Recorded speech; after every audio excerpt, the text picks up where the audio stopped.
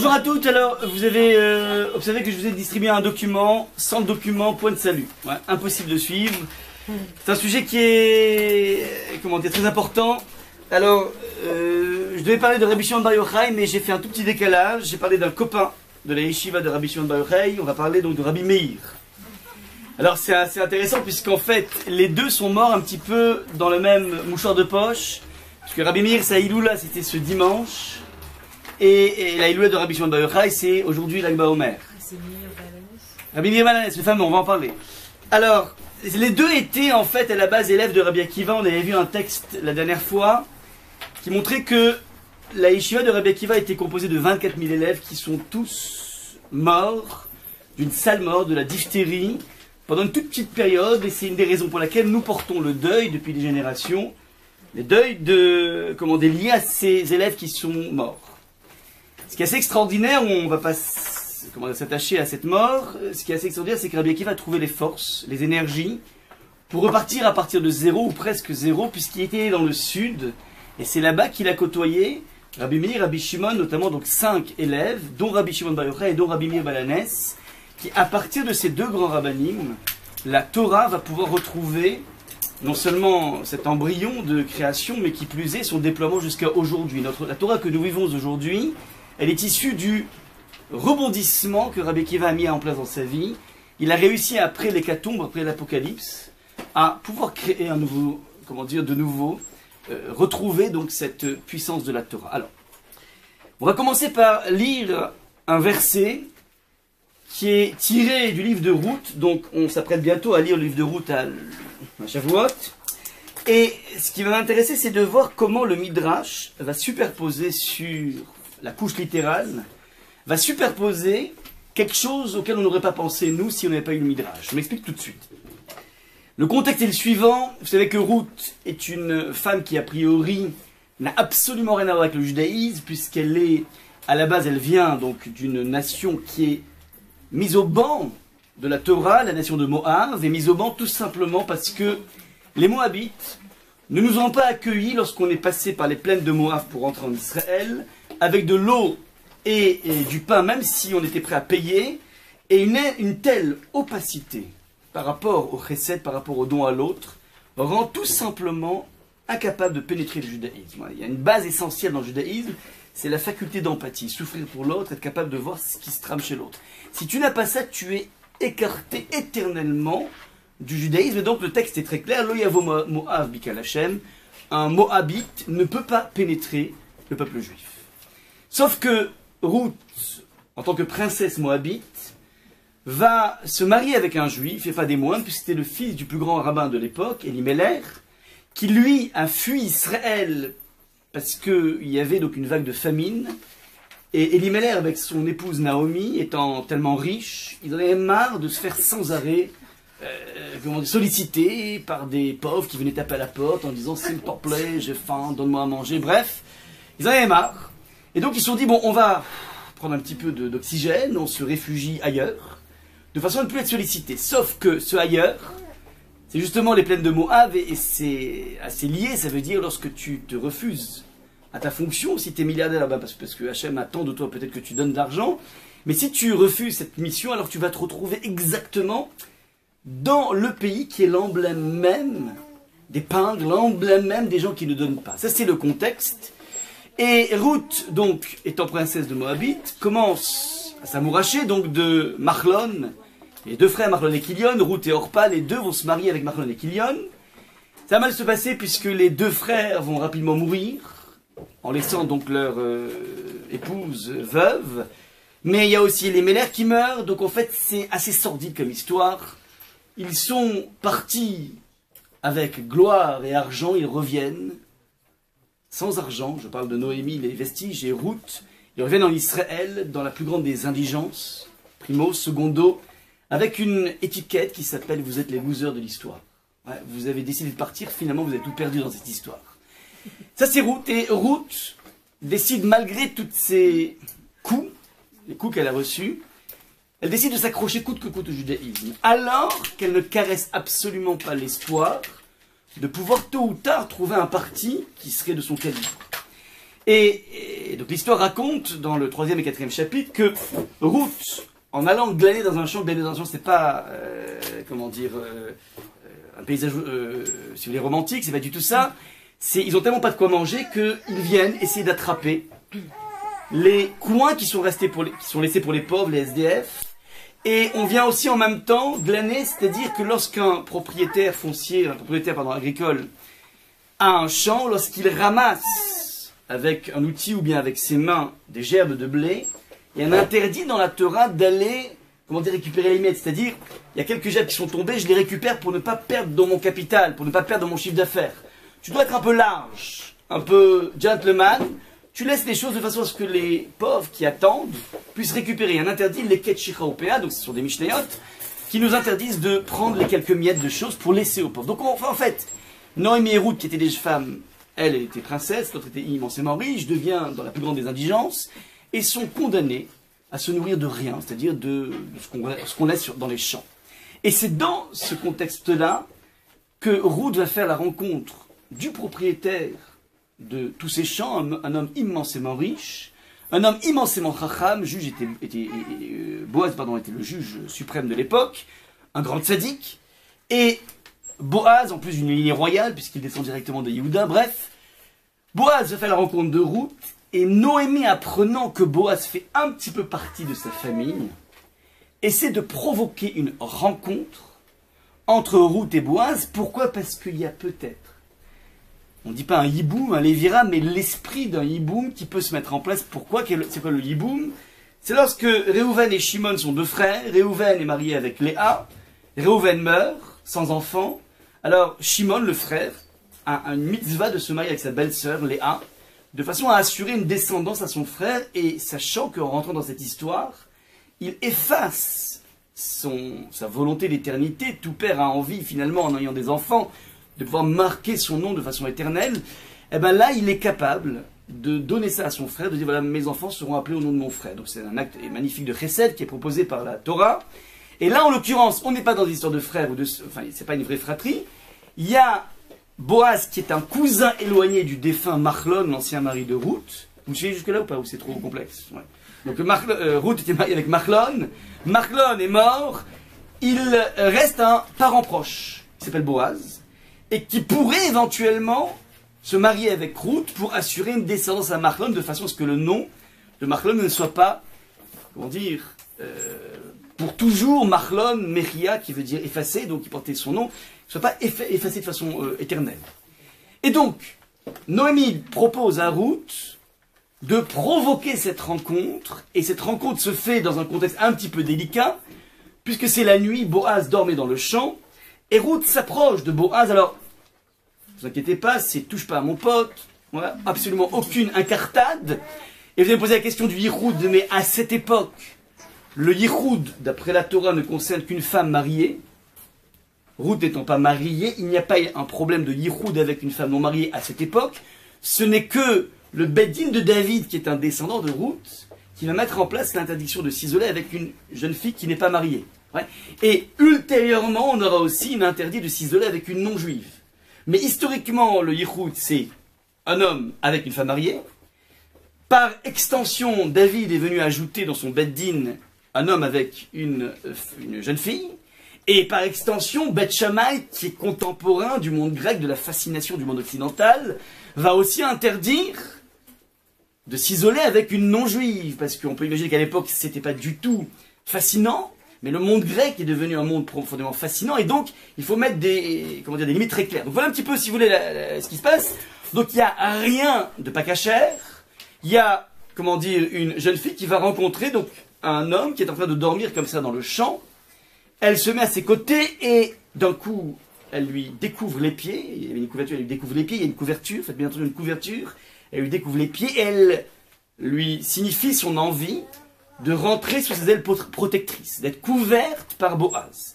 À ce moment-là, Boaz réagit, c'est ce verset numéro 13. Il lui dit la chose suivante, Linéa Laïla passe donc la nuit. Demain matin, s'il consent à t'épouser, alors petite parenthèse, effectivement, Boaz pourrait redonner une vie à l'ancien mari de Ruth, sauf que il y a un personnage qui est encore plus proche que Boaz, qui a ce qu'on appelle la préséance. Ça veut dire on prendra le frère le plus proche ou le cousin le plus proche, le plus lié, pour faire le lévira, le yiboum. Et si cette personne refuse, si cette personne décline cette possibilité de faire cette mitzvah, alors le numéro 2 peut venir. Donc en l'occurrence ici, Boaz était numéro 2, pas numéro 1, et donc il dit la chose suivante. S'il consent à t'épouser, c'est bien, ok, qu'il le fasse. Mais s'il s'y refuse, c'est moi qui t'épouserai par le Dieu vivant, reste couché jusqu'au matin. Donc ce qu'on propose, donc Boaz, lui dit t'inquiète pas, de toutes les façons t'es libéré. De toutes les façons, il y aura quelqu'un qui va se marier avec toi, donc de toutes les façons, la mémoire de ton mari ne sera pas effacée. C'est soit le premier, elle a été appuyée, elle a été appuyée par sa belle-mère, qui lui dit, on a un lien de parenté, donc il y a quelque chose à mettre en place ici. Ouais, il y a peut-être l'embryon, comment dire, d'un espoir, dans un monde de grande déprime. Dans un monde de grande indigence à tous les niveaux, même au niveau social, puisqu'elles sont stigmatisées comme étant des personnes dont il faut s'éloigner. Rappelez-vous que Ruth s'étant mariée en tant que Moabite, s'étant mariée avec le fils du plus grand maître de la génération, les gens se disent quand même bizarre, la Torah interdit le Moab. Alors peut-être que le Moab c'est au masculin, c'est qu'un Moabite masculin ne peut pas rentrer dans le pays d'Israël, mais peut-être une fille peut oui rentrer. Il y aurait une différence entre les hommes et les femmes, et pourquoi une différence entre les hommes et les femmes? D'où vient ce machisme, pas du machisme? Au contraire, c'est un machisme à l'envers. C'est que, en fait, qui sont censés amener des vivres à des personnes qui passent? C'est les hommes. Ils sont censés aller à la rencontre des gens qui sont dans le désert. Alors, vous les prenez à manger. Donc, comme les hommes ont fauté par rapport à ça, eux sont stigmatisés et sont mis au banc. Mais les femmes qui n'étaient pas censées aller vers les passants, alors elles n'ont pas été punies. On pourrait imaginer ça. Et donc, ils disent, bon, ben, si le fils du grand rabbin, le plus grand rabbin, se marie avec une Moabite, c'est que c'est permis. Sauf que juste après, il meurt, ils disent, waouh, ça veut dire que c'est interdit. Ouais, c'est-à-dire qu'en fait, on n'était pas clair sur la position d'une Moabite à l'époque, le statut d'une Moabite, mais ce statut va varier en fonction des résultats. Donc, on se marie avec une Moabite, un grand maître se marie avec une Moabite, donc forcément c'est qu'elle est permise, mais s'il meurt jusqu'après, on dit bah, c'est un problème. Ouais. Et donc voilà un petit peu le cadre. Donc, Ruth a une lueur d'espoir avec Boaz. Boaz lui dit regarde, il y a quelqu'un qui est avant moi, mais si c'est pas lui, ce sera moi. Voilà ce que je dis ici, le texte, je m'apesantis pas trop là-dedans. Ce qui m'intéresse, c'est la lecture midrashique. On reprend donc les expressions. Le texte en hébreu dit Lini alayla. Alors je l'ai mis en violet. En violet. Et en noir, c'est l'interprétation midrashique. Ouais, j'ai oublié de vous dire que je m'inspire ici intégralement d'un cours qui a été donné par Rav Forman, qui vient la semaine prochaine, mardi à la Roquette. J'en profite pour une petite pub. C'est un Rav contemporain américain qui vient de New York. David Forman, Rav David Forman, oui. Donc, qui a développé une méthodologie assez géniale de l'étude de la Torah et qui rend les choses particulièrement appétissantes. Donc, il m'arrive plusieurs fois, il m'est arrivé plusieurs fois de transmettre un petit peu sa pensée, sa méthodologie. Et donc, en l'occurrence, là, je m'appuie sur son étude. Alors, regardez ce que dit le Midrash. Boaz, dans la couche littérale, dit passe la nuit. Ouais. Et le Midrash interprète c'est quoi la nuit dans ce monde-ci qui est entièrement nuit. Ce monde, c'est l'obscurité, la nuit. Il dit, Vaya Baboker, et demain matin, ouais, vous voyez en violet, c'est quoi demain matin? Dans le monde qui est entièrement bon. Il y a le présent qui est obscur, c'est ce Olam Hazé, et le lendemain qui est un lendemain beaucoup plus joyeux qui s'appelle Olam Haba. Le texte nous avait dit dans la sens littérale, Vaya Baboker imigalecha tov igal, et le matin, si igalecha, si il te délivre, tov igal, c'est bien, très bien, sinon c'est moi qui m'en occupe. Alors c'est quoi? Imigalecha tov, si il te délivre, alors on peut dire c'est bien, ou bien tov c'est quelqu'un. Monsieur tov, monsieur bien. Il y a des gens qui s'appellent oui, oui, oui, par exemple, oui, s'appelle oui, et bien il y a bien, bien, ouais. Donc si, monsieur tov, alors c'est qui monsieur tov? Si tov te libère, dit le Midrash, il s'agit du Saint béni soit-il, ainsi qu'il est dit, Tov Hashem Lakol, on dit dans le Mizmor de Shabbat, Tov Hashem Lakol, Tov Hashem, Tov Hashem. Tov s'appelle en fait Hashem s'appelle Tov, c'est un des noms de Dieu, bon, le bien, le bien. Donc, si Tov Hashem Lakol, donc, il s'agit du Saint béni soit-il, ainsi qu'il est dit, Tov Hashem est bon pour nous, donc si, sous-entendu, Tov te libère, si Hashem te libère, donc c'est plus le prétendant, le premier prétendant qui a la préséance, il s'agit d'Hachem lui-même. Alors, Zakadosh Baruch Hu Shenemar Tov Hashem Lakol, Veim lo yarpot, et si Hachem ne veut pas te libérer, ou Gaaltir, Anochi Chay Hachem Shirvi Adaboker, alors c'est moi qui vais m'en occuper. Alors ici, on a une superposition d'un midrash qui est assez incroyable. Donc je répète, la couche littérale, c'est Boaz qui dit soit Monsieur X, Plouni Almouni, Monsieur X, te libère, sinon c'est moi qui m'en occupe, couche littérale. Superposition du midrash, il s'agit d'un autre dossier. C'est plus Boaz et Ruth qui sont en jeu, c'est quelqu'un d'autre, on va voir tout de suite de qui il s'agit. Mais l'idée est la suivante, endors-toi dans ce monde, ça veut dire reste, comment dire, dans ce monde. Passe dans ce monde-ci qui est entièrement nuit, donc tu passes ta nuit, donc tu franchis le Lamazé, et tu verras dans le monde de la vérité, le monde de la lumière. Alors, si Hachem te libère, c'est bon, sinon moi je m'en occupe. Voilà un petit peu la lecture du Midrash, qui a l'air extrêmement bizarre, sombre. On ne comprend pas pourquoi le Midrash a besoin de superposer des choses ici. Ces choses en question, cette histoire en question, est une histoire parallèle, qui ne concerne pas Ruth et Boaz, mais sur laquelle est greffée un petit peu une histoire de deux personnages. Ces deux personnages sont justement Rabbi Meir et Elisha ben Abouya, le maître de Rabbi Meir. Alors, donc ce Midrash, pour essayer de comprendre ce Midrash qui a l'air extrêmement bizarre, pour le comprendre, on est obligé de passer par tout le contexte du Midrash, donc les paroles qui ont été dites avant dans ce Midrash. Et les paroles sont les suivantes, donc vous avez dans le document, qui est sous vos yeux, toute l'historique de ce qui a été dit par rapport à Rabbi Meir et Elisha ben Abouya. Petite parenthèse, donc Rabbi Meir est l'archétype de ce qui s'appelle le grand maître. Le maître champion de toute catégorie. Il a une représentativité dans la Mishnah absolument colossale. On appelle Rabbi Meir la Ness. C'est un individu qui fait partie des plus hauts calibres de l'histoire juive. Et son maître s'appelle Elisha ben Abouya, et lui l'archétype de ce qui s'appelle l'apikoros, c'est-à-dire l'individu qui a connu la Torah et qui a décidé d'y donner un grand coup de pied, de tout lâcher. On a donc ici deux personnages, dont l'un, je répète, est le maître de l'autre. Elisha ben Abouya est le maître de Rabbi Meir avant que Rabbi Meir ait comme maître Rabbi Akiva. Alors il a eu en premier passage dans l'école de Elisha ben Abouya. Le nom est moins connu, parce qu'en fait, on n'ose même pas le prononcer tellement il est problématique. On l'appelle Acher, ça veut dire l'autre. Lorsqu'on veut le mentionner, on ne dit même pas son prénom, ni le prénom de son père. On dit c'est l'autre. C'est autre chose, une sorte d'ovni, une sorte d'alien. Alien, c'est l'autre. Et pourtant, l'un était le maître de Rabbi Meir. Elisha ben Abouya était le maître de Rabbi Meir. Alors, les choses se passent de la façon suivante. Une fois que Elisha ben Abouya a tout lâché, on verra pourquoi il a tout lâché. Le texte nous dit la chose suivante.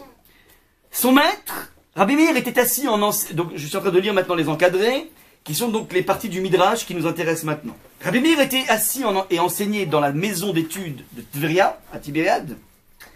Son maître Elisha était à cheval dans le marché un jour de Shabbat. Il y a un petit peu le contexte bien provocateur. Je dis bien provocateur parce qu'en fait, bon, il peut faire ses avérotes, mais il n'est pas obligé d'aller dans le marché. Ouais.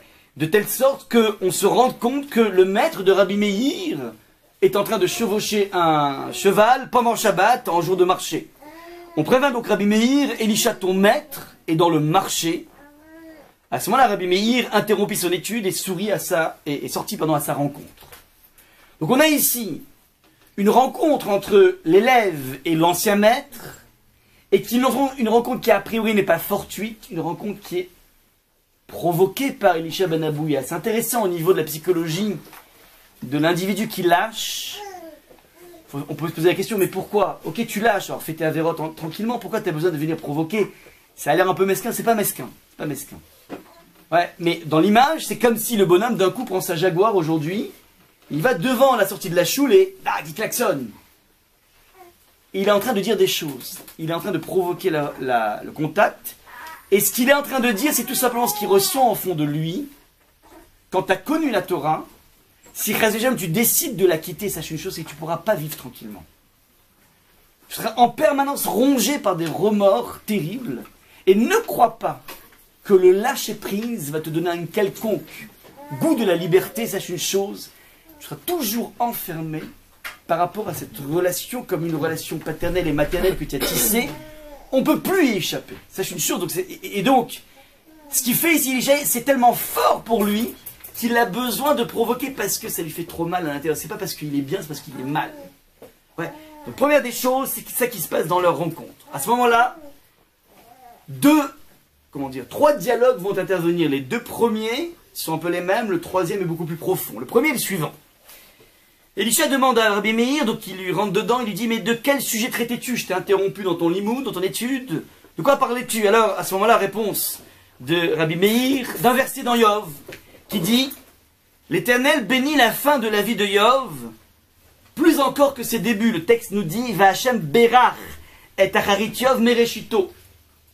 Il a béni Yov à la fin, beaucoup plus qu'au début. C'est ce qui est marqué ici dans le texte. Alors, à ce moment-là, Elisha lui dit, qu'en as-tu dit? Ça veut dire quoi? Il a béni plus à la fin qu'au début. Réponse de Rabbi Meir, Barer, chez Irpil, Lo et Mamono, béni. C'est quoi Barer? C'est quoi la bénédiction dans la vie? Signifie qu'il a doublé sa richesse. Il avait un stock avant toutes ses épreuves, Job, et il se retrouve avec le double stock. Et d'ailleurs, c'est intéressant, Barer, la racine de Barer. Ouais, pardon? Alors, Barer, c'est le genou, mais Barer, le Maharal fait la remarque suivante. C'est écrit Bet, Resh et Kaf au niveau de sa racine. Bet, en gamatria, en valeur numérique, c'est 2. Resh, c'est 200 et Kaf, c'est 20. On a 2, 20 et 200 qui sont les multiples des unités, des dizaines et des centaines. Sous-entendu, c'est quoi la bracha? C'est le coefficient multiplicateur. Et donc, lui, il dit Rabbi Meir, a priori, ça veut dire que Hachem le multiplie par 2 sa fortune après son infortune, dont on va parler tout de suite. Yov a été frappé dans sa vie de façon très forte. À ce moment-là, le débat commence. Elisha rétorque à Rabbi Meir en lui disant la chose suivante. C'est bizarre, mais à qui bat ton maître, c'est-à-dire ton propre maître, toi Rabbi Meir, n'expliquez pas ce verset comme ceci. C'est pas ça la lecture de Rabbi Akiva. Rabbi Akiva disait la chose suivante. Donc le même verset, l'Éternel béni la fin de la vie de Yov plus encore que ses débuts. C'est-à-dire, Dieu a béni Yov à la fin de sa vie uniquement par le mérite de la tchouva et des bonnes actions qu'il possédait au début de sa vie. C'est-à-dire, regardez le verset, Va Hashem berach et acharit Yov mereshito. Mereshito, ça veut dire par le début.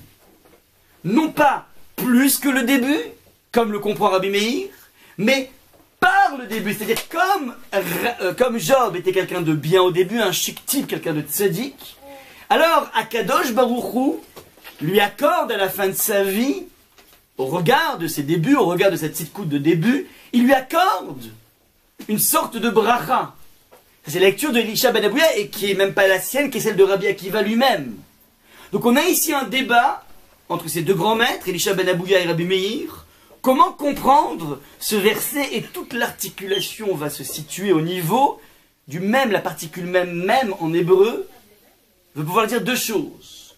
Soit la provenance, c'est-à-dire Aniba mi Yerushalayim, je viens de Yerushalayim, en l'occurrence Bona ici, c'est pas grave. Mais Aniba mi Yerushalayim, je viens de... Donc le même, c'est la provenance, ou bien le même est le comparatif de supériorité. Ani yoter tzadik mimcha, ça se dit pas. Je suis plus tzadik que toi. Ani yoter tzadik mimcha, ani yoter ashir mimcha. Je suis plus riche que toi. Le même, donc, peut vouloir dire 2 choses. Et là, on comprend qu'une divergence d'opinion peut avoir lieu ici, puisque si le mot peut vouloir dire 2 choses, donc on peut lire de 2 façons au moins le verset. Ça, c'est la technique. Dans les enjeux, au niveau philosophique, sont colossaux. Si je prends la lecture de Rabbi Meir, alors, je lis la façon suivante. Job a eu une phase pénible, une phase de tzaddik. Il a eu ensuite une phase dont on va parler tout de suite, de difficulté, 35 chapitres, durant lesquels il va recevoir en permanence coup sur coup. Et à l'issue de ces chapitres, voilà que Yov va être béni par Hachem. Enfin, le happy end, c'est Hachem est béni. Alors, Rabbi Meir, il apprend ici, il est béni doublement. Il a une double bracha qui viendrait indiquer d'une certaine façon que la fin de la vie de Yov a été enrichie par toute sa vie. C'est-à-dire cette phase durant laquelle il a eu des épreuves n'est pas une phase qui a amoindri Job, mais qui a priori n'a fait que le bonifier, que l'agrandir. Alors, de quoi parle-t-on ici? Job est le prototype du tzaddik, à qui tout réussissait. Tellement tout réussissait qu'un jour le Satan est venu voir Hachem et lui dit, écoute, tu sais quoi, c'est un peu facile dans la vie de faire des louanges à Hachem lorsque dans la vie tu es pépère, tranquille. Ouais, Shalom Ba'it, top niveau. Éducation, mais ça coule, fluide, aucun souci. La parnassa, coco le bonhomme, coco. La santé, insolente. Alors il dit, mais c'est facile dans la vie quand tout réussit que tu pries Hachem, c'est normal, à ce moment-là, Hachem dit au Satan, tu sais quoi, mon serviteur, Yov, tu peux tout lui enlever, à part la vie, tu verras qu'il continuera à me louer. Le Satan a la carte blanche, il enlève sa richesse, il enlève ses enfants, il enlève sa santé. Il se retrouve tout nu, avec comme seul vestige son épouse et 3 copains. Il a tout perdu. Il rentre dans une déprime terrible.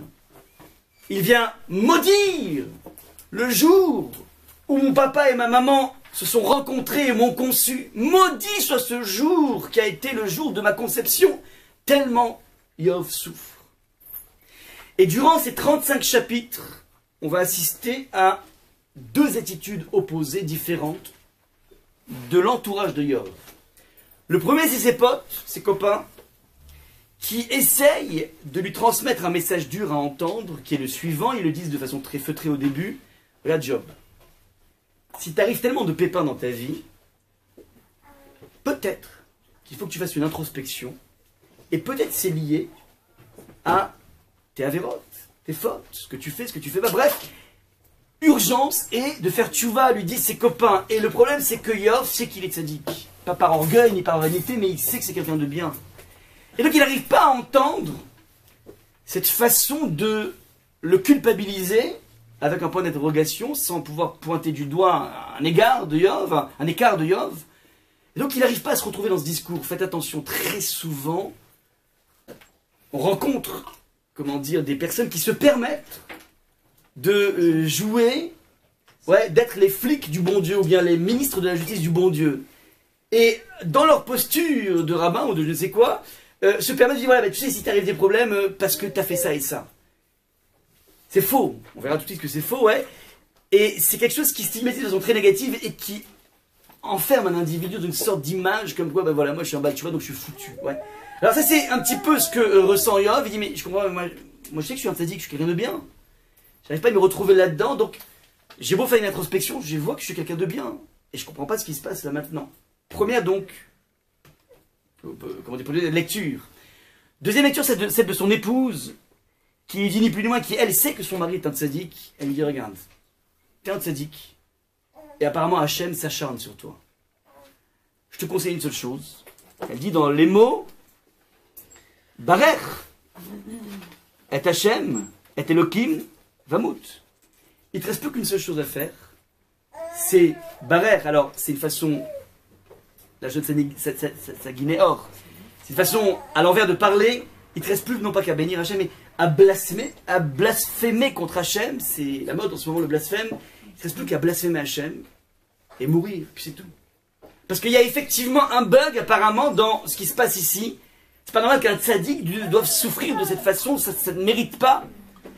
Et lui, cette position, donc deux choses, une, soit tu fais tchouva, soit tu envoies un grand coup de pied au bon Dieu. Ce sont les deux, le triangle infernal dans lequel il se trouve, mais lui, au milieu de ce triangle, il n'arrive pas à épouser une des deux thèses. Et donc il reste, pendant 35 chapitres, avec cette question, c'est quand même bizarre. Tzadik, Véralo, je suis un tzadik, et il m'arrive que des noises dans la vie. Et il se pose de plus en plus de questions, mais qu'est-ce qui se passe, Hachem, mais qu'est-ce que j'ai fait au bon Dieu, comme on dit. Et plus il se pose ces questions, plus ses copains lui disent, tu vois bien que t'es un apikoros. Tu poses des questions qu'on ne doit pas poser. C'est quoi ces façons de poser des questions sur la façon dont Hachem gouverne le monde? Donc tu vois bien que tu mérites ce que tu as. C'est vrai, c'est une sorte de cercle vicieux.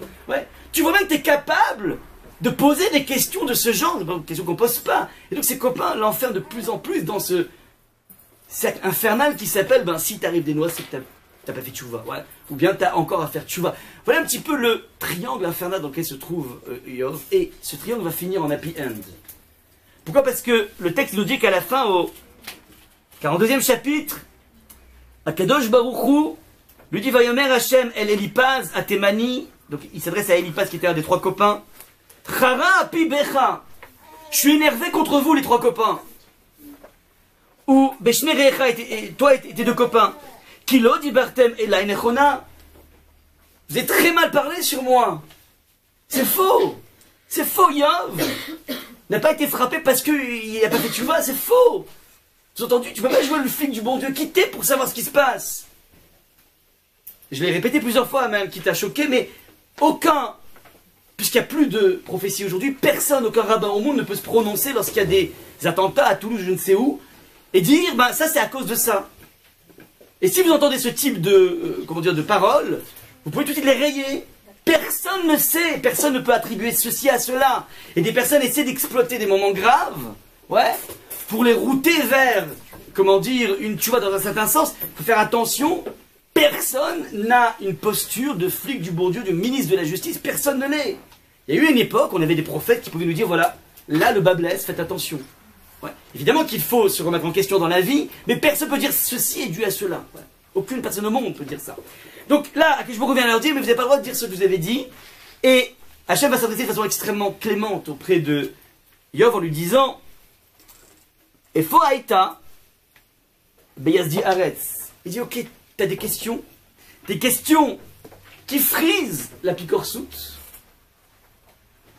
Et Hachem lui répond, mais où t'étais lorsque j'ai créé le monde? Ça veut dire, il y a des choses qui t'échappent, et c'est normal qu'elles t'échappent, parce que fondamentalement, tu ne sais pas exactement comment je gère le monde.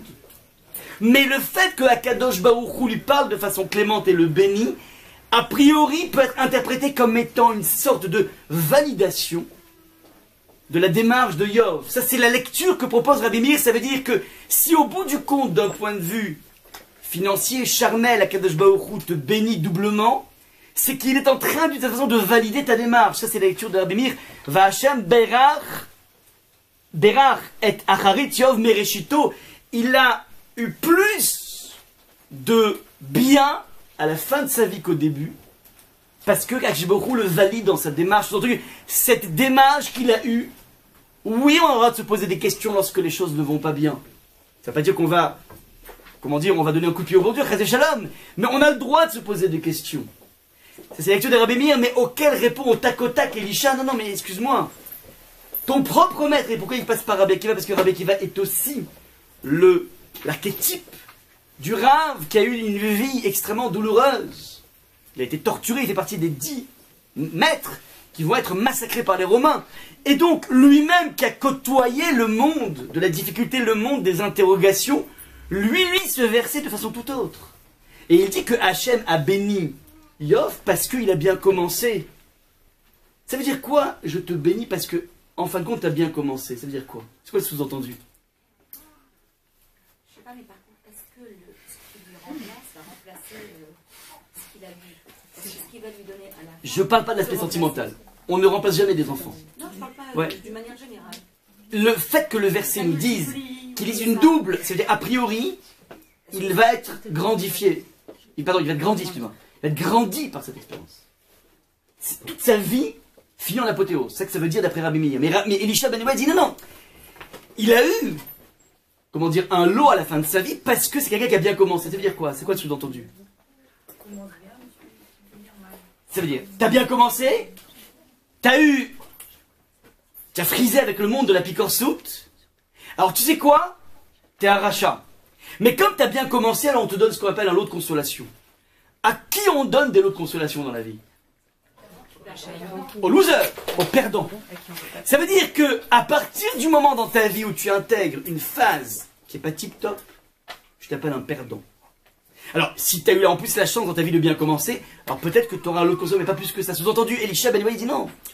J'ai très bien compris le message subliminal que Rabbi Meir veut me faire passer. Oui, parce que comme par hasard, il parlait d'un principe de début et de fin. Sous-entendu, Yov a une phase de dépression, une phase d'interrogation majeure par rapport à Hachem.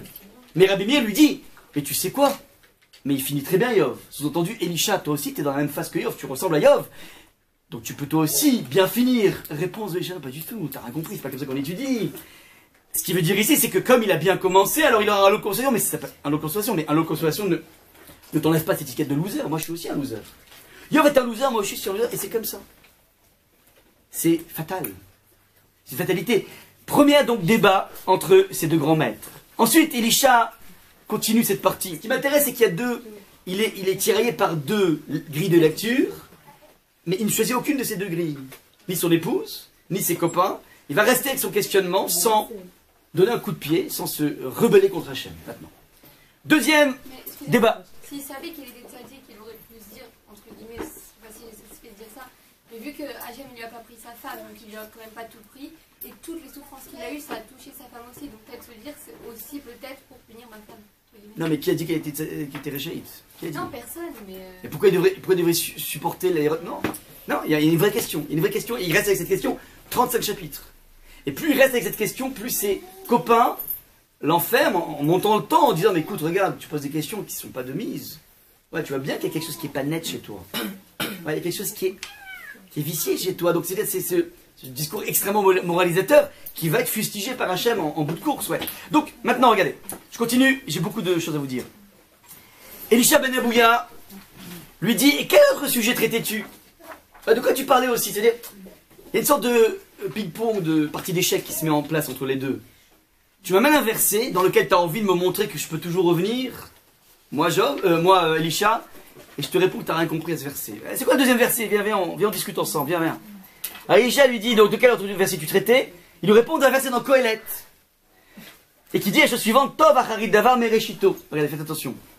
La fin d'une entreprise est préférable à son début. Encore une fois, on est dans un système de fin et de début, il y a un processus. Ouais, c'est un verset dans... Alors, regardez comment c'est magnifique. Alors, il lui dit, et alors, quoi? Ça veut dire quoi? La fin est mieux que le début.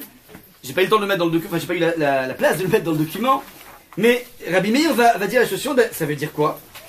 Ça veut dire que... Il lui dit, c'est quoi l'image de la fin est mieux que le début? Rabbi Meir lui dit la chose suivante. Cela signifie qu'il est un homme qui achète une marchandise dans sa jeunesse, il perd de l'argent à cause d'elle, donc il fait un investissement, il s'endette, ouais, il ne gagne pas beaucoup d'argent au début, et lors de sa vieillesse, il en tire un bénéfice. Au début, tu trimes, et après, parachute doré. Deuxième lecture de Rabbi Meir, il est un homme qui fait de mauvaises actions dans sa jeunesse, qui dérape, au début, et qui fait de bonnes actions dans sa vieillesse. C'est que tu as beau déraper dans la vie, tu peux te rattraper dans ta vieillesse. Ouais. Troisième lecture de Rabbi Meir, il est un homme qui étudie la Torah dans sa jeunesse et l'oublie. Et dans sa vieillesse, il la révise. En d'autres termes, je lis ce verset que la fin est mieux que le début. Ça veut dire que quel que soit le dérapage que tu as pu avoir dans ta vie, c'est pas grave, il y en a un qui est définitif. Tu peux jaillir de tes cendres. Tu peux rebondir, tu peux opérer ce regain dans ta vie. Et c'est ce que propose ici Rabbi Meir à Elisha ben Abouya. On est bon ou pas? Ouais. Elisha ben Abouya, à votre avis, qu'est-ce qu'il va dire, Elisha ben Abouya? Tov acharit dava mereshito. Mais Tov acharit, comment il va fonctionner? C'est très simple, on a encore un indice. Il y a le même. Le même, c'est soit la provenance, soit le comparatif de supériorité. Rabbi Meir, il dit le même, comparatif de supériorité. La fin, c'est mieux que le début. La fin, c'est mieux que le début. Ouais. Et on voit ça chez Yov, on voit ça chez beaucoup de personnes. Mais qu'est-ce qu'il va dire à votre avis? Elisha ben Abouya, Rabbi Meir. Maintenant, Elisha, qu'est-ce qu'il va répondre là-dessus? Pas la fin est mieux que le début. La fin, elle est bien par le début. C'est-à-dire, comme ça a bien commencé, si ça commence bien, alors ça marche. Mais si tu commences ton édifice tordu, t'es sûr de, d'avoir une tour de Pise au bout d'un moment. Ouais. C'est comme le sof maasé, le marachal. Oh, ouais, alors, si ça, ouais, ça bien, si l'impulsion est bonne, et pure, tranquille, l'édifice, tranquille. Mais sinon, tu vas faire des tours de Pise, des châteaux en Espagne. Ouais, c'est ça, il ne te reste plus que ça à faire. Sous-entendu, encore une fois, ce même débat, ouais, qui s'appelle Je lis pas comme toi. Et c'est même pas moi qui lis pas comme ça, c'est Rabbi Akiva qui lit pas comme ça. Rabbi Akiva, il dit que c'est bien à la fin quand tu as bien commencé au début, mais si tu as mal commencé, alors c'est foutu. Ouais. Tu vas Haridava, mais Reshito. Donc, c'est parce que c'est bien au début que ça marche bien. Mais sinon, tout capote. Alors, jusque-là, c'est la partie d'échec. On avance en pion, on avance en pion. C'est maintenant qu'Elisha ben Abouya vient se dévoiler.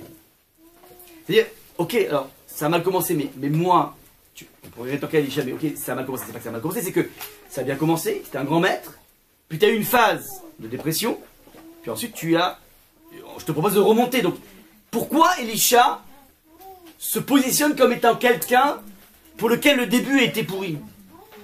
C'est pas ça qui s'est passé. Encore une fois, c'était le grand maître de la génération, Elisha. Il a eu un écueil, il a décidé de tout lâcher, et Rabbi lui dit, mais reviens maintenant, c'est pas grave. Pourquoi Elisha s'enferme dans une sorte de fatalité? L'élément de réponse de Elisha va tomber le masque, il va dire la chose suivante. Voici une histoire qui m'est arrivée, je vais t'expliquer pourquoi moi ça a mal commencé et je suis foutu. Abouya, mon père, était l'un des grands de la génération. À l'occasion de ma circoncision, il invita tous les grands de Yerushalayim, en particulier Rabbi Eliezer et Rabbi Yoshua. Et alors qu'ils mangeaient, certains disaient des chants et d'autres disaient des poèmes, chacun s'exprimait à sa façon.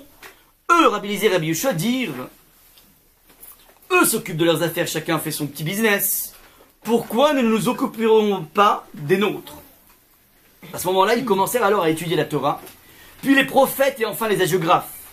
Et ces paroles étaient pour eux aussi joyeuses que lorsqu'elles avaient été données au mont Sinaï.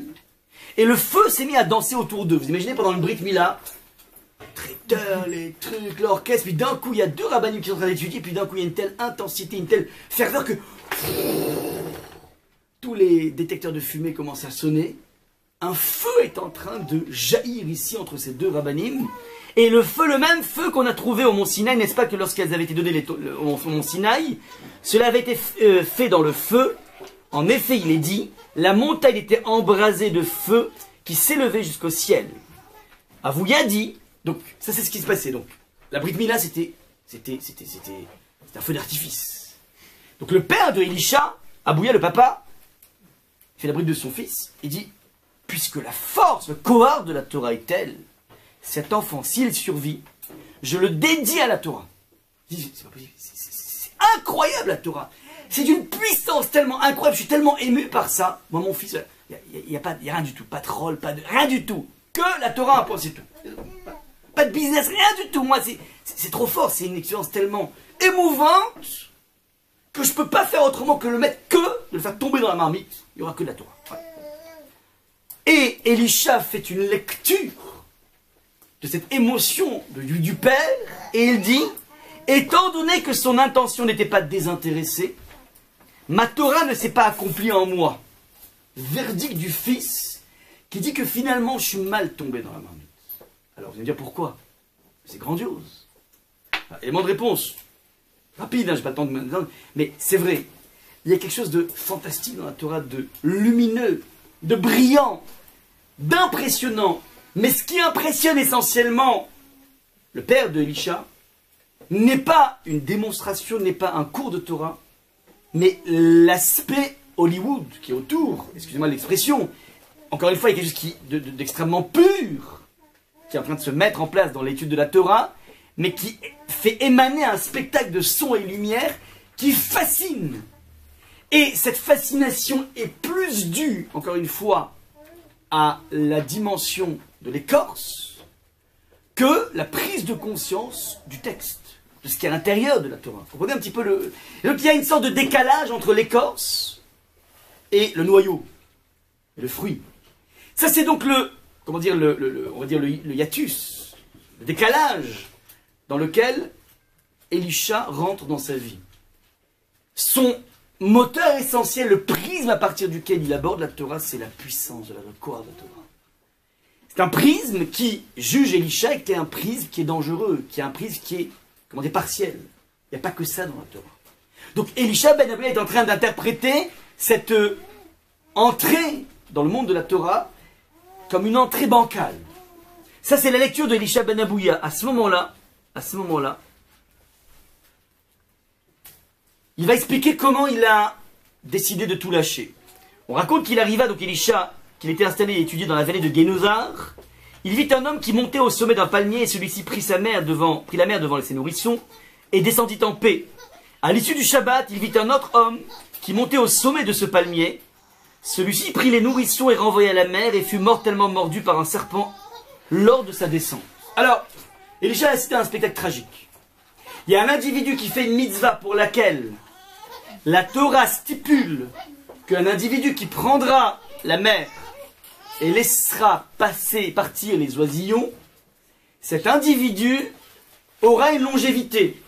Au même titre que lorsqu'on respecte ses parents, son père et sa mère, la Torah stipule qu'on aurait un mérite de longévité. Au même titre, cette même mitzvah qui a l'air assez exotique, de prendre la mer et de prendre les oiseaux une fois qu'on a envoyé la mer, de façon à ce que la mer ne soit pas triste, bref, eh ben, ça donne de la longévité. Les man, yarichou, yamecha, de façon à ce que tes jours s'allongent.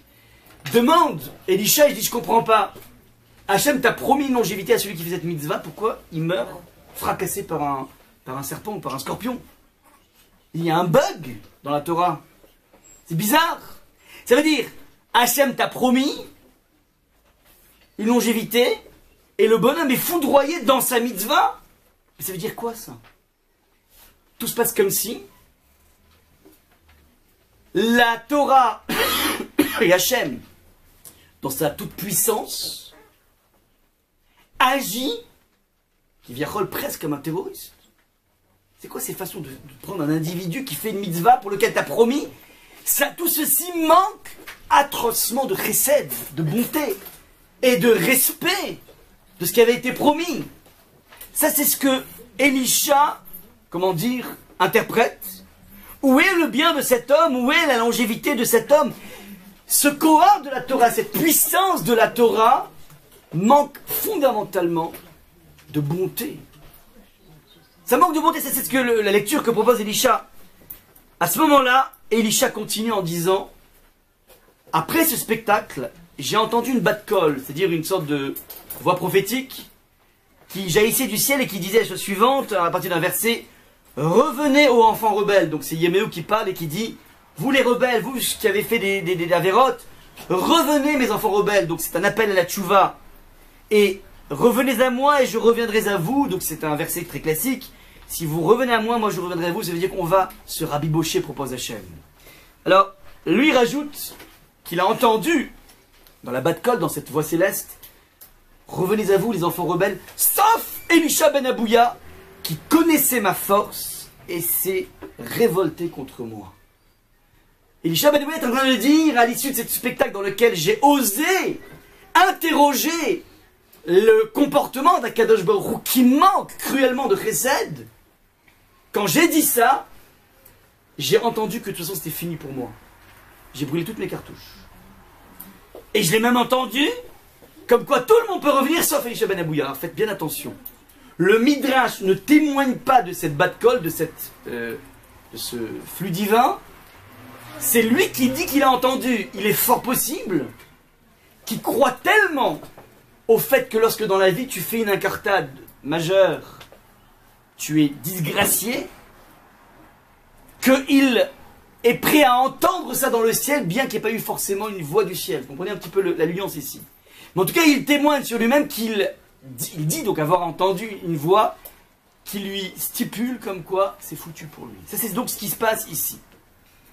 Et donc, Elisha ben Abouya est en train de vouloir expliquer par son histoire que les deux versets sur lesquels nous étions en marloquette, en diverses opinions, sont deux versets que tu lis, comment dire, avec un mème qui est le comparatif de supériorité. Job va y gagner dans son interrogation, et moi je te démontre que l'interrogation est disqualifiante. Lorsque tu poses des questions trop dérangeantes au Créateur, sache que tu es disqualifié à jamais. Ça, c'est ce que propose donc Elisha pour appuyer son attitude, cet entêtement à lire le verset, petite parenthèse, comme le lit Rabbi Akiva. C'est pas qu'il détourne le verset, c'est que deux lectures sont possibles. Rabbi Meir croit en une lecture, et Elisha ben Abouya, vit une autre lecture. Il vit une autre lecture. Voilà un petit peu donc le point de divergence essentiel dans tout ce qui se trame dans ce débat. Maintenant, l'histoire continue. Quelque temps plus tard, Elisha ben Abouya tomba malade. Lorsqu'un individu tombe malade, Chazé Shalom, sa puissance s'affaiblit. N'oubliez pas que Elisha ben Abouya est né au niveau spirituel, par le spectacle de la puissance de la Torah, ce feu de la Torah. Et il a vu un feu de Dieu dans cette mort de la personne qui a respecté la Torah, qui fait que ce prisme de la puissance est un prisme qui est mauvais, qui est problématique, qui ne laisse pas la place à du chesed, il y a un problème de bonté chez Hachem. Et voilà que maintenant le prisme de Elisha ben Abouya s'affaiblit. On va annoncer à Rabbi Meir que son maître Elisha était malade. Il alla le visiter, il fait Bikucholim. Rabbi Meir lui dit, reviens, fais tchouva. C'est bon, maintenant lâche ce prisme. Lâche cet entêtement par rapport à ton questionnement. Fais tchouva. À ce moment-là, Elisha ben Abouya dit, mais attends, mais c'est foutu. Jusqu'à quel point accepte-t-il encore une tchouva? Mais moi je suis allé trop loin. J'ai trop dérapé. Ouais, c'est fini maintenant. Alors, à ce moment-là, Rabbi Meir dit, mais tu sais bien qu'il y a un verset dans tes livres qui dit, tu réduis le faible mortel en poussière, jusqu'à ce que l'âme soit poussière, sous-entendu, peu importe jusqu'à où tu es allé, il y a toujours une issue possible. À cet instant, dit le texte, Elisha pleura et mourut. Rabbi Meir était joyeux et disait, il semble que c'est en faisant tchouva que mon maître s'est éteint. Il a réussi au dernier moment à lui accrocher cette dernier souffle de tchouva, c'est ce que pense Rabbi Meir, sauf que regardez la suite du Midrash. Alors qu'on l'avait enterré, Elisha ben Abouya, un feu vint brûler sa tombe. Les élèves de Rabbi Meir viennent dire, la tombe de ton maître brûle. Ça veut dire quoi à votre avis, la tombe de ton maître brûle? Le Guéhinam. Mais toi tu crois Rabbi Meir qu'il s'en est sorti, mais en fait non. On a ici la manifestation physique du fait qu'il est en train de cramer au Guéhinam. Que fait Rabbi Meir? Il sortit et étendit son habit sur elle. Il met sa couverture, faites attention, une couverture sur la tombe de Elisha ben Abouya. C'est là-dessus que prend appui le Midrash par rapport à la couverture qui a été enlevée des pieds de Boaz pour le réveiller et qui est une requête de Ruth pour retrouver encore la couverture, être couverte, être sous l'aile protectrice de Boaz. C'est là que se loge, si vous voulez, le point de parallèle. Alors, à ce moment-là donc, faites bien attention. Les élèves de Rabbi Meir sont sûrs que Elisha ben Abouya est en train de brûler. Sauf que le feu a une double symbolique. On a évidemment le feu du Guéhinam, c'est ce à quoi on pense au début. Mais n'oubliez jamais comment est né Elisha ben Abouya au niveau spirituel. Dans un feu de la Torah, et c'est cette même Torah qui est donnée au mont Sinaï, dans un feu sous-entendu. Rabbi Meir, en venant couvrir la tombe, est en train de dire, je suis sûr que le feu que l'on voit ici n'est pas un feu de punition, mais un feu d'acceptation. Ça, c'est ce que propose ici Rabbi Meir. À ce moment-là, les élèves entament un débat. Ça veut dire qu'il y a encore une divergence d'opinion sur Elisha ben Abouya. Alors, ils disent la chose suivante, notre maître, dans le monde à venir, donc on demande à Rabbi Meir, les élèves lui demandent, dans le monde à venir, si on te demande qui tu préfères entre ton père et ton maître, que réponds-tu? Réponse de Rabbi Meir, mon père puis mon maître. Ça veut dire, si j'ai envie d'être accompagné dans le Olam Haba, c'est pas ou l'un ou l'autre, je veux les deux. Je veux rester avec Elisha, dit Rabbi Meir. Alors à ce moment-là, les élèves disent, vont-ils t'écouter? Ça veut dire, on ne sait pas ce feu, c'est un feu d'approbation, un feu de punition. Non, dire, alors à ce moment-là, le Rabbi Meir dit, mais non, mais c'est une Mishnah. Je vous réponds par une Mishnah connue qui dit la chose suivante. On sauve du feu pendant Shabbat l'étui du rouleau de Torah avec la Torah et l'étui des téphilines avec les téphilines. C'est-à-dire dans un étui, imaginez qu'il y a de l'argent et la Torah ou les téphilines, ouais, argent et téphilines ou argent et Torah, eh ben tu peux, pendant Shabbat, éteindre le feu, ouais, pour sauver les téphilines, bien que tu vas en même temps sauver l'argent, la liasse de billets. On a ici encore un truc assez intéressant, c'est Mishnah, mais c'est les mêmes ingrédients. On a le concept de feu, on a le concept du Chilul Shabbat, transgresser Shabbat, donc on va éteindre le feu, et on a le concept des téphilines, ouais, des téphilines qui sont la dimension pure, et l'argent qui serait, on va dire, par rapport aux téphilines, la dimension impure, parce qu'une liasse de billets n'a rien à faire dans un Sefer Torah. Rabbi Meir qui croit encore et qui dit, puisque la Torah t'autorise à transgresser Shabbat pour protéger des téphilines, même si, soit dit en passant, tu vas en même temps protéger l'argent qui est dans les téphilines, alors il dit, de même, on sauve Elisha par le mérite de sa Torah. Elisha, c'est une poche de téphilines dans laquelle il y a à la fois une liasse de billets et à la fois des téphilines ou un Sefer Torah et des téphilines. Voilà ce que dit Rabbi Meir, il y croit. Et donc, je veux aller jusqu'au bout par rapport à ça. L'histoire n'est pas finie, elle finit sur cette Gemara de Chagiga page 15, je vous prends encore 5 minutes si vous le permettez. Rabba Baba Shila rencontra un jour Eliyahu, on est bien après la mort de Rabbi Meir, bien après, et de Elisha ben Abouya. Il lui demanda donc, Rabba bar Achila rencontre Eliyahu Hanavi, le prophète, il dit, que fait Dieu? Que fait Dieu? Il lui répondit, il récite les enseignements de tous nos maîtres. Il répète les Mishnayot, les enseignements de tous nos maîtres, mais aucun de ceux de Rabbi Meir. Il boycotte Rabbi Meir. À ce moment-là, Rabba bar Achila, il lui demande, mais pourquoi? Pourquoi? Parce qu'il a appris ses enseignements de la bouche d'Acher. On est bien après la mort des deux.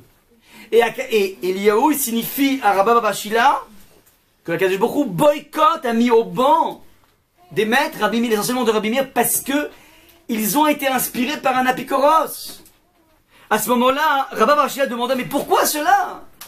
C'est injuste. Rabbi Meir a trouvé une grenade, il a mangé sa chair et rejeté son écorce. Rabbi Meir avait cette faculté de pouvoir capter le Sefer Torah qui se trouvait à l'intérieur de Acher. Il a été capable de rejeter les parties qui n'étaient pas bonnes. Il est capable de séparer le grain de l'ivraie. Pourquoi?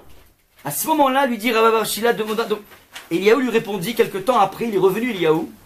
Donc il a posé une question. Rabba bar Achila a interrogé l'injustice du Créateur. Faites bien attention, on est toujours en permanence dans ces mêmes débats. Job interroge l'injustice du Créateur. Elisha pète un câble devant l'injustice du Créateur. Et Rabba bar Achila, donc il fait la même chose. Et Rabbi Meir n'interroge pas l'injustice, mais se bat toute sa vie pour réincorporer, réhabiliter son maître Elisha ben Abouya. À ce moment-là, Eliyahu Hanavi lui répond, maintenant Dieu récite les enseignements de Rabbi Meir, et non seulement il n'est pas boycotté, mais il les précède même de Meir, mon fils, béni. Regardez un peu ce qui se passe ici qui est absolument grandiose. Akadosh Baruch Hu a créé le monde. Il nous a donné un rôle d'être associé à lui, pas simplement dans la construction du monde, mais aussi dans la faculté d'asseoir un monde qui est à la fois de vérité et de bonté. Nous sommes les associés avec Akadosh Baruch Hu pour que le monde soit basé sur ces deux piliers essentiels de vérité, de bonté, de justice. Et quelquefois, Akadosh Baruch Hu réfreint sa bonté, réfreint sa justice juste pour une chose, c'est qu'on lui réclame cette justice. Regardez un petit peu ce débat incroyable. C'est parce que Rabba bar Achila s'est plaint en disant mais il y a quelque chose d'injuste à mettre Rabbi Meir au banc des maîtres. C'est quelque chose de profondément injuste. C'est parce qu'il réclame justice qu'Akadosh Baruch Hu lui signifie la chose suivante. Maintenant, non seulement Rabbi Meir a été réincorporé, mais qui plus est, c'est mon fils, Rabbi Meir, plus que tous les autres. Sous-entendu, il y a une sorte de perche tendue par Akadosh Baruch Hu qui nous amène à se poser des questions et qui nous amène à se dire, mais attends, mais dans ces questions que je me pose par rapport à Jésus d'Hachem, peut-être que j'ai franchi un pas que j'aurais jamais dû franchir. Au niveau de la réflexion, je parle bien évidemment. Est-ce que je suis allé trop loin? Réponse, pas forcément.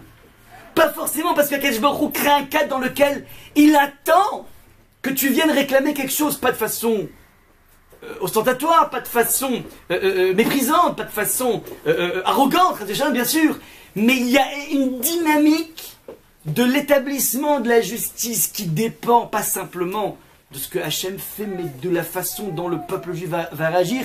Et en fonction de la question de Rabba bar Achila, il a réussi à faire revivre Rabbi Meir, ce qui veut nous dire ici, on comprend maintenant le midrash qui est le suivant. Il y avait une histoire entre Boaz et Ruth, mais qui va être interprétée de façon beaucoup plus sophistiquée, de façon beaucoup plus profonde, dans un débat entre Rabbi Meir et Elisha. Et c'est quoi le débat? C'est que, regardez maintenant, reprenez le haut du document, et Rabbi Meir propose dans le débat à Elisha, passe la nuit dans ce monde-ci qui est entièrement nuit. Tu as plein de questions, tu as plein d'interrogations, passe ce monde, reviens, fais tchouva, accroche une tchouva, car demain matin, dans le monde qui est entièrement bon, si Tov te libère, c'est qu'ici Hachem agrée ta tchouva, alors tant mieux. Tu as oui une possibilité de te racheter. Oui, on peut envisager que même pendant des phases durant lesquelles j'ai eu plein d'interrogations, éventuellement même des dérapages, Akadosh Baruch Hu peut te récupérer. Et de toutes les façons, si Hachem ne te récupère pas, si Hachem ne valide pas ma thèse, moi Rabbi Meir, que Job a gagné dans ces interrogations, puisqu'en fait le texte dit qu'il aura un double part après. C'est pas l'autre consolation, on donne pas un double part à un loser. On donne un double part à un winner, c'est un gagnant. Moi je pense que tu as pu y gagner. Tu as dérapé, tu n'aurais pas dû déraper, maintenant tu peux tout récupérer, et tu peux grandir. Maintenant si Hachem t'agrée, ok, dans l'Olam Haba. Mais sinon, s'il s'y refuse, c'est moi qui te délivrerai, je vais mettre. C'est ce qu'il va faire. Je sais pas si le feu, c'est le feu du Gehinnom dans la tombe, ou bien le feu de la Torah. Mais moi je mets ma couverture, c'est-à-dire je te couvre. Je te couvre dans tous les sens du terme. Je suis prêt à te couvrir, mais s'il s'y refuse, si Hachem se refuse, c'est moi qui te délivrerai par le Dieu vivant. Reste couché jusqu'au matin. Voilà un petit peu comment le Midrash interprète les paroles de Boaz et de Ruth dans une perspective ultérieure, beaucoup plus profonde, on va dire, qui nous montre peut-être que l'une est le déploiement de l'autre. C'est-à-dire que ce qui s'est passé dans cette histoire de Ruth, qui part de rien, qui atteint tout en se mariant avec Mahlon, et dans la mort de Mahlon perd tout, a aussi une vie qui ressemble étrangement à celle d'Elisha ben Abouya. Elle avait tout, il avait tout, il a tout perdu, on lui propose de tout faire rejaillir, pareil, Ruth, elle avait tout, elle a tout perdu, on lui propose de rejaillir, elle n'a pas d'argent, elle est fustigée, elle est stigmatisée comme étant la femme dont il faut s'éloigner. Ruth, et à part son indigence, elle est considérée comme une loseuse. Elle a tout perdu dans sa vie. Boaz est l'homme le plus réussi, l'homme le plus riche, l'homme le plus intelligent, le plus chacham. Qui pourrait penser à un chidour pareil? Personne. Pourtant Naomi y a pensé. Et ce chidour, regardez comment c'est magnifique, va pas simplement donner une sécurité à une veuve de pouvoir retrouver son mari, retrouver un foyer, retrouver un toit. Elle va en faire non seulement une femme, mais qui plus est une mère, et pas simplement n'importe quelle mère, la mère du Mashiach. Ça veut dire que Ruth, en passant par ce point zéro, ce point moins l'infini, est capable d'accoucher le Mashiach. C'est exactement la lecture incroyable de Rabbi Meir, qui dit qu'on a beau toucher le fond dans sa vie, on a beau avoir toutes les interrogations du monde, il y a toujours une possibilité de rejaillir comme Job l'a fait, comme Ruth l'a fait. On voit ici l'intersection, et je finis là-dessus. Rabbi Meir, il croit tellement à ce principe qu'il y a toujours une chance, on te donne toujours une deuxième chance, que Rabbi Meir va mourir le jour de Pessah Sheni, qui est justement le jour qui est imbibé par le concept de la deuxième chance. Il existe, j'aime pas trop ça, mais il existe une ségoula, lorsqu'on a perdu un objet, regardez comment c'est intéressant, d'invoquer le mérite de Rabbi Meir. Et la cas de Rabbi Meir Aneni, le Dieu, on dit en araméen de Meir, de Rabbi Meir, Aneni, réponds-moi lorsqu'on a perdu quelque chose. Regardez comment c'est intéressant. On dit pas ça quand on a perdu le portable qu'on perd en permanence, c'est-à-dire dans la maison. On dit ça quand on a perdu quelque chose dont on sait qu'a priori je vais pas le retrouver. Ouais, des clés qui sont tombées sur les Champs-Élysées. La personne va dire, et la cas des... Regardez, c'est quoi? Ça veut dire, donne-moi une dernière chance. C'est perdu. Ouais, je l'ai pas, j'ai plus les clés, j'ai perdu ça. Et la cas des... c'est-à-dire, on invoque, non pas Rabbi Meir, mais le concept que Rabbi Meir a mis en place, qui s'appelle « Je me battrai jusqu'au bout », même dans l'Olam Haba, pour rétablir la justice, quitte à faire changer Hachem son fusil d'épaule. C'est ce qui s'est passé. Et c'est ce que vous nous dire ici le texte, que Elisha ben Abouya, d'après Rabbi Meir, le feu c'est un feu de Torah et non pas un feu de Gehinnom. Voilà un petit peu comment on peut, attraper ce concept de Rabbi Meir, l'homme de la deuxième chance. Je vous souhaite Shabbat Shalom.